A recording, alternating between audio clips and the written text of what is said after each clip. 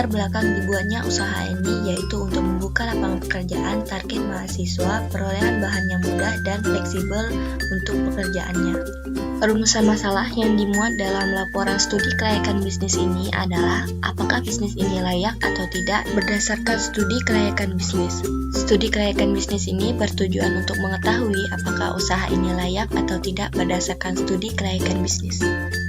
Aspek kelayakan bisnis. Nama unit usaha kami yaitu Kripsang Maknyus.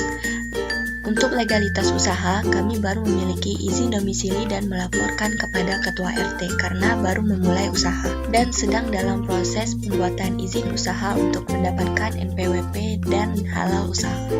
Kami juga memiliki 6 orang sebagai staf produksi dan 6 orang tersebut adalah investor yang memiliki investasi di dalam usaha ini, sedangkan 2 karyawan yang menghandle packaging dan delivery.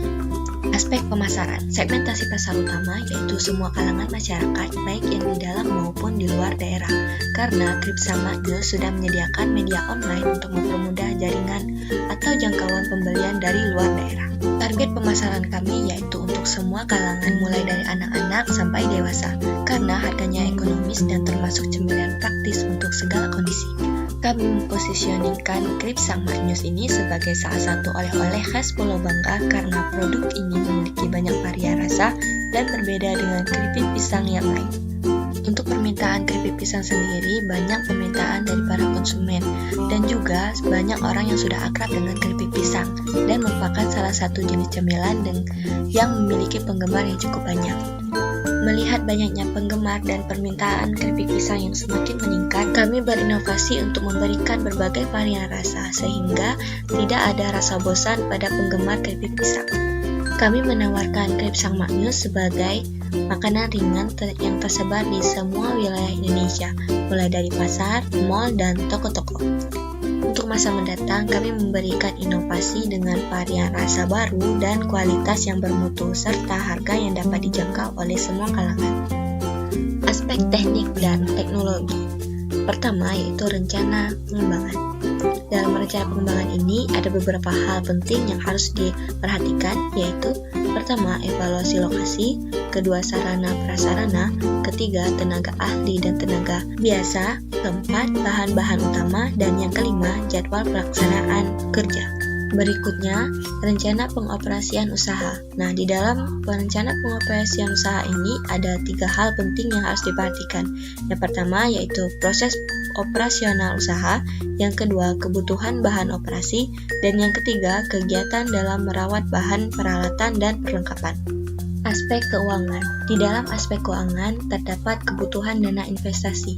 Nah, di dalam kebutuhan dana investasi ini berisi tentang dana-dana dan biaya-biaya yang dibutuhkan. Nah, yang pertama adalah dana aktiva tetap. Terlihat bahwa dana yang dibutuhkan yaitu sebesar Rp1.340.000. Selanjutnya adalah biaya produksi per minggu. Karena Kripsang Maknyus ini merupakan produk homemade tanpa pengawet, jadi untuk pembelian bahan bakunya dilakukan seminggu sekali. Diketahui bahwa total pembelian biaya produksi per minggu yaitu sebesar Rp1.465.000. Kemudian biaya operasional per bulan. Nah, biaya operasional per bulan ini terdiri dari biaya bahan baku, gaji karyawan, dan listrik. Sehingga total biaya operasional per bulan yaitu sebesar Rp7.260.000. Yang terakhir adalah perhitungan modal kerja. Modal kerja sendiri terdiri dari biaya aktiva tetap dan biaya operasional. Total modal kerja yaitu Rp8.600.000 untuk awal usaha. Proyeksi keuangan. Nah, untuk proyeksi keuangan meliputi proyeksi pendapatan, proyeksi biaya, dan juga proyeksi laba rugi.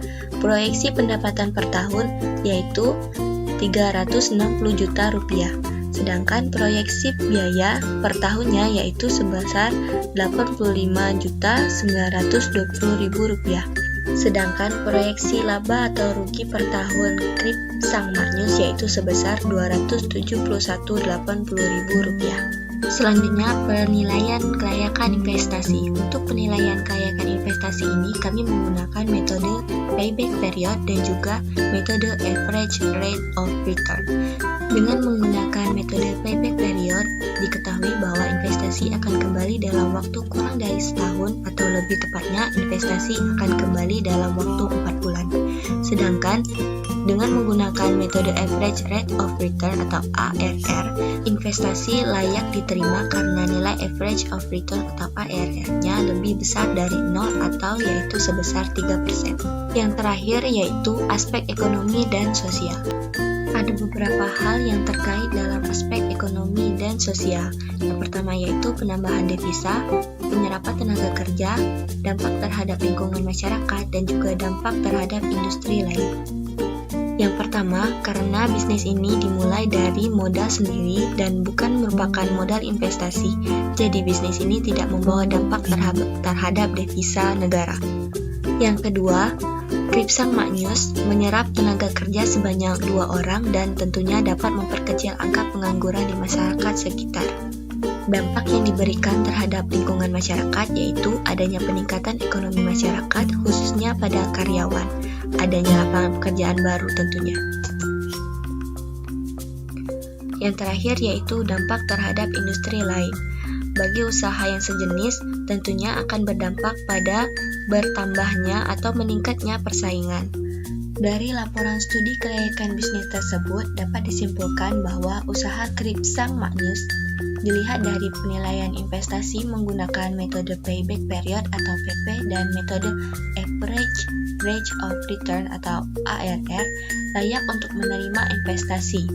Dan di masa sekarang, Kripsang Magnus masih berkonsentrasi pada permintaan konsumen dan berencana serta berharap untuk dapat mengembangkan inovasi dengan varian-varian yang baru sehingga usaha atau bisnis Kripsang Magnus dapat bertumbuh dan membuka cabang di seluruh Indonesia.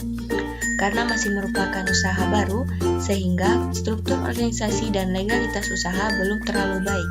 Semoga kedepannya usaha Kripsang Magnus ini dapat menjadi usaha yang lebih besar dengan legalitas yang baik, kualitas tinggi, dan membuka banyak lapangan pekerjaan bagi masyarakat Indonesia.